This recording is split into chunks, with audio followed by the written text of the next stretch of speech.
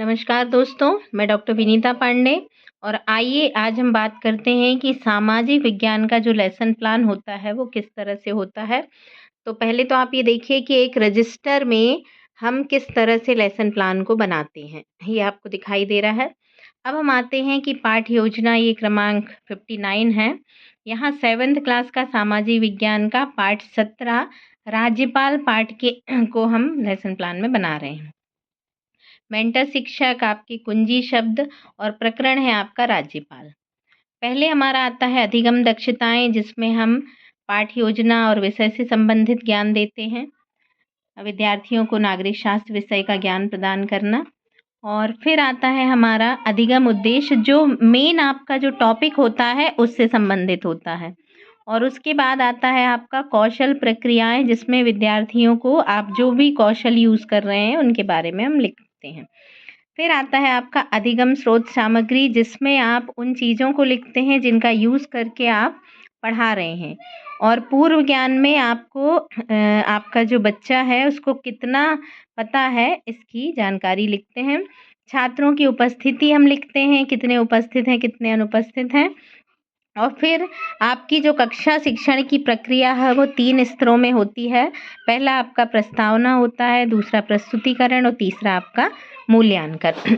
और इसी तरह से जब हम प्रथम चरण में आते हैं तब हम इस तरह के प्रश्न करते हैं कि आप किस देश में रहते हैं, देश का सर्वोच्च कौन होता है, देश का सर्वोच्च पद कौन सा होता है, ये देखिए यहाँ मैं दिखा रही हूँ आपके। इसके बाद हमारे देश के प्रधानमंत्री का नाम क्या है, राज्य का नाम क्या है, फिर राज्यपाल की नियुक्ति क्या। जैसे ही हमारे पास प्रश्न आता है राज्यपाल, तब हम वहाँ पर राज्यपाल की नियुक्ति कौन करता है, इस तरह का प्रश्न पूछा है इन्होंने। और ये प्रश्न जो हैं वो समस्यात्मक बन गए हैं, क्योंकि बच्चों को उसका आंसर नहीं मालूम। 5 खंडों में हम विभाजित करते हैं पूरे रजिस्टर के उस पार्ट को, जिसमें अवधारणा शिक्षण बिंदु, प्रक्रिया कौशल, शिक्षक गतिविधियाँ, छात्राध्यापक की गतिविधियाँ और छात्र की गतिविधियाँ और ब्लैक बोर्ड वर्क होता है। अब जैसे ही हमारा टॉपिक निकल के आता है तब हम बात करते हैं कि हमारा उद्देश्य कथन क्या है, कि बच्चों आज हम आपको राज्यपाल के बारे में पढ़ाएंगे।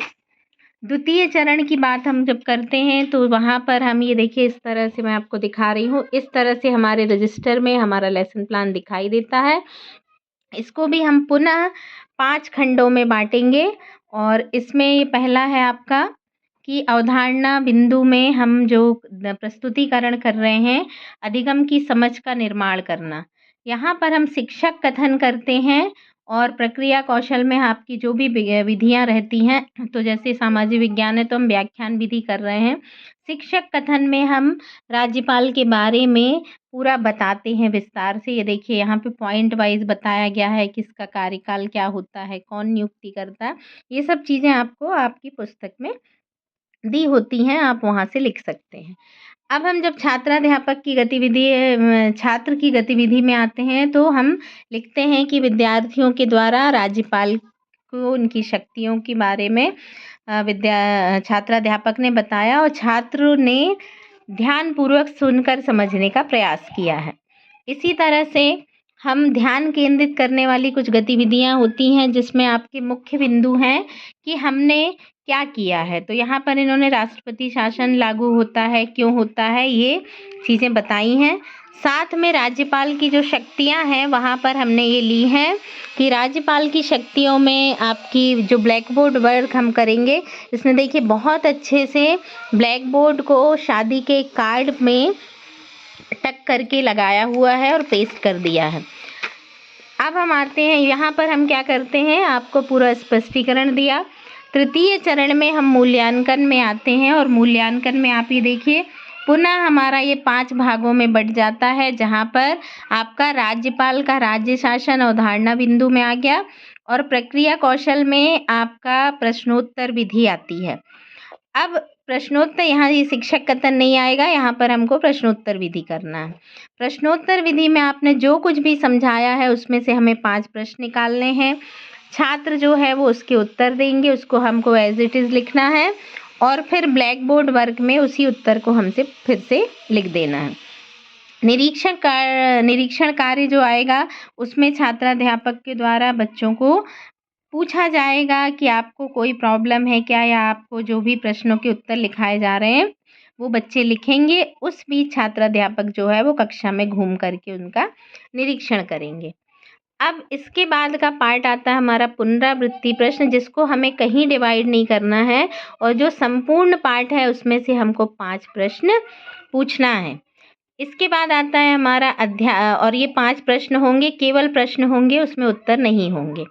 अब आता है हमारा अभ्यास कार्य या कक्षा कार्य, जिसमें आप सही जोड़ी, सही गलत और खाली स्थान इस तरह के प्रश्न लेंगे। तो 5 यहाँ पर जोड़ियाँ ली गई हैं। और इसके बाद आपका आता है विशेष शिक्षण, तो जिसमें आपने कठिन बिंदुओं को लेकर के किस तरह से समझाया है या चार्ट मॉडल जो भी दिया है आप उसको लिख सकते हैं। और अंतिम जो पड़ाव है वो आता है गृह कार्य का, जिसमें राज्यपाल के कार्य एक बड़ा प्रश्न जो है वो आप वहाँ पे दे सकते हो और छात्राध्यापक के आपके हस्ताक्षर हो जाएंगे, मेंटर टीचर का नाम और हस्ताक्षर, और फिर उसके बाद आपका सुपरवाइज़र जो होते हैं उनका हस्ताक्षर होता है। इस तरह से आपका जो सामाजिक विज्ञान का लेसन प्लान है ये मैंने आपको दिखाया और ये पूर्ण हुआ। और आशा है कि आपको ये चीज़ समझ में आई होगी। यदि कोई चीज़ समझ में नहीं आती है तो आप मुझे कमेंट बॉक्स में कमेंट करके फिर से पूछ सकते हैं। धन्यवाद।